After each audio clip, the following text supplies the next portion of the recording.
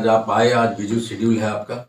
सबसे पहले मैं आज संविधान दिवस की आपको बिहार के सभी बिहार निवासियों को धन्यवाद देना चाहता हूँ, बधाई देना चाहता हूँ। दोस्तों, आपको पता होगा 4 जून 2023 को हमने पटना के बापू सभागार में पान को जानो, पान पहचानो और पान को मानो की एक रैली की थी और आप लोगों ने सारे लोगों ने कवर किया, उसके लिए भी धन्यवाद देना चाहता हूँ। कल एक और रैली हुई कि भाजपा के द्वारा पान बुनकर तांती महासंघ के द्वारा एक रैली आयोजित किया गया। बेसिकली भाजपा इसके पीछे थी, उसकी सारी मशीनरी, उनके जितने बड़े नेता थे, सारे लोग लगे हुए थे। उनका एक ही मकसद था कि पान समाज को जो रैली 4 जून की हुई उसके पैरेलल एक रैली करना और पान समाज के वोटर के उनके लोगों में डिवीजन पैदा करना। लेकिन आप लोग देखे होंगे, आप लोग सारे कल होंगे बापू सभागार में। मैं भाजपा को और उनके नेताओं को ये कहने के लिए आपको यहाँ बुलाया हूँ कि भाजपा के नेता जो डिवीजन पान समाज में करना चाहते हैं, वो पान समाज में अब संभव नहीं है। उन्होंने कल करके देखा। आप अगर वीडियो, आपके पास विजुअल सब देखे होंगे कि 200 आदमी भी उनके सभा में नहीं पहुंचा। वो समझते थे कि पान समाज परंपरागत वोटर्स रहे हैं भाजपा के, लेकिन 4 जून के बाद हम पान समाज खड़े हो उठे हैं। उनको पता चल गया है पूरे पान समाज को कि 75 बरस से हम क्यों पीछे रहे, उसके कारण क्या है कि यही सारी शक्तियां हमें डिवाइड करती रही है।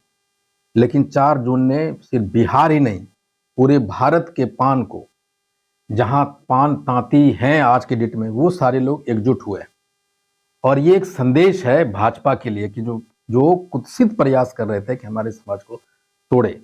हमने 4 जून को यही कहा था कि हमारा कोई एक भविष्य नहीं था, और जिस समाज का भविष्य नहीं होता है उसका फ्यूचर नहीं होता, और एक फेसलेस चेहरा थी। तो 4 जून को हमने एक भविष्य लिखने की तैयारियां की थी, शुरुआत किया था और एक चेहरे का निर्माण हुआ था। मैं भाजपा वाले को ये कहने की कोशिश कर रहा हूं या उनको बताने के लिए प्रेस वार्ता किया है कि आप जो कर रहे हैं, आपने देख लिया उसका नतीजा क्या है। और पान समाज आज खड़ा हो चुका है और उन सारे शक्तियों के विरुद्ध में अपने हक और हकूक की तैयारी के लिए, लड़ाई के लिए मैदान में है। यही मेरी एक प्रेस वार्ता था कि भाजपा जो करने की कोशिश किया उसमें मुंह के बल गिरे और उनके सारे बड़े नेता जो मंच पे थे, भाजपा की पैसा, उसकी मशीनरी, उसके नेता का चेहरा भी पान समाज को विभाजित नहीं कर सका। इसलिए मैं पूरे पान समाज के लोगों को बधाई देना चाहता हूं और आज उन्होंने जो एकता का परिचय दिया है उसके लिए हम उनके आभारी हैं। भाजपा अगर आपके पान समाज को विभाजित नहीं कर रही है, आपकी समाज के, आप जो पान समाज हैं, आप किस संगठन के साथ हैं, किस पार्टी के साथ? देखिए, हम तो कांग्रेस में हैं और जब आपको, अगर आप उस रैली में अगर रहे होंगे तो कांग्रेस के सारे नेताओं ने उस पे आया था। अभी हम दिखा दिए हैं कि हम कांग्रेस का समर्थन पूरी तरह से कांग्रेस में है। बिल्कुल, कांग्रेस को है, गठबंधन को है। और क्या लगता है भाजपा आपको तोड़ने की पूरी प्रयास कर रही है? प्रयास किया उन्होंने पिछले 2 महीने से। जब ये रैली हमारी संपन्न हुई बापू सभागार की, तो वहां के भाजपा के नेताओं ने 3-4 बैठकें की हमारे समाज के लोगों के साथ। हाजीपुर में बैठक हुआ, फिर भाजपा का जो कार्यालय है उसमें बैठक हुई और एक नीति बनाया गया।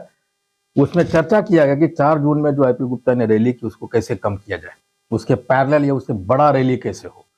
उन्हीं का एक प्रयास था और उसमें भाजपा के बड़े नेता थे। आप देखेंगे मंच में बिहार के बड़े चेहरे थे। इसका मतलब ये हुआ, अगर 100 आदमी, 150 आदमी आया तो जो भाजपा का कैडर था वो भी नहीं आया है ना उस रैली में। बापू सभागार में कल भाजपा में जो लोग हमारे समाज के वो भी नहीं आए। इसका मतलब ये है कि ये देखा गया है कि भाजपा ने किस तरह हमारे वोट को यूज किया और यूज करते रहे हमारे लोगों को। अब 4 जून के बाद उनको समझ में आ गया है कि हम एकजुट होकर ही अपनी चीजों को ले सकते हैं। भाजपा की कुछ भी प्रयास हो, पान समाज उधर नहीं जाएगी, बिल्कुल नहीं जाएगी। तो ये तो कल साबित हो गया ये बात कि नहीं जाएगी। पान समाज के लोग आपके साथ एकजुट होकर कांग्रेस में हैं। देखिए, मैं ये कह रहा हूँ कि पान समाज एकजुट हो गया है और हम कांग्रेस में हैं, तो स्वाभाविक है ना हमारे लोग कांग्रेस के साथ हैं, महागठबंधन के साथ हैं।